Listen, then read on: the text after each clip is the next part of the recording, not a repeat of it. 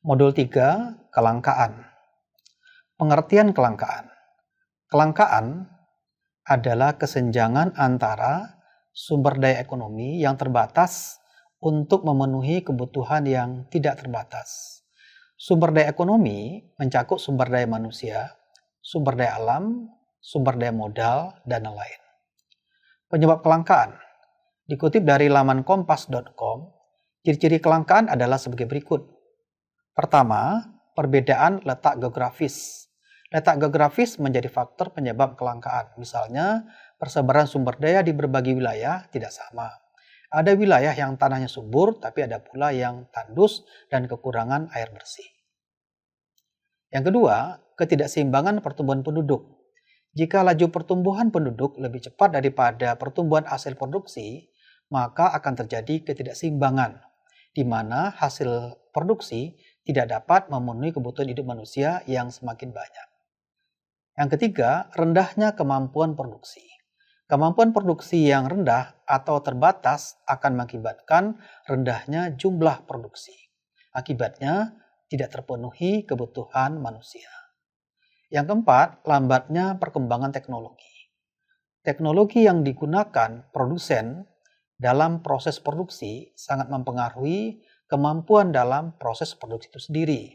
Lambatnya perkembangan dan penerapan teknologi menyebabkan tidak terpenuhi kebutuhan manusia secara maksimal. Berikutnya, bencana alam merupakan salah satu faktor penyebab kelangkaan yang tidak dapat diprediksi oleh manusia.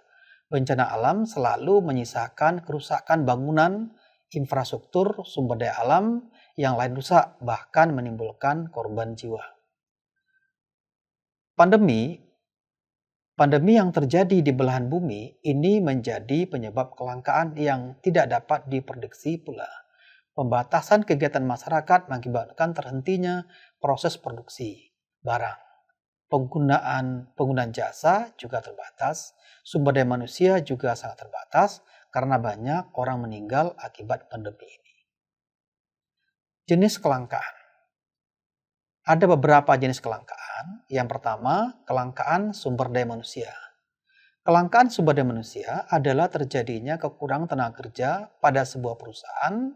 Kekurangan ini dapat berarti kuantitas atau yang menunjukkan jumlah fisik, namun dapat juga kurangnya kualitas, seperti kemampuan berpikir atau keterampilan.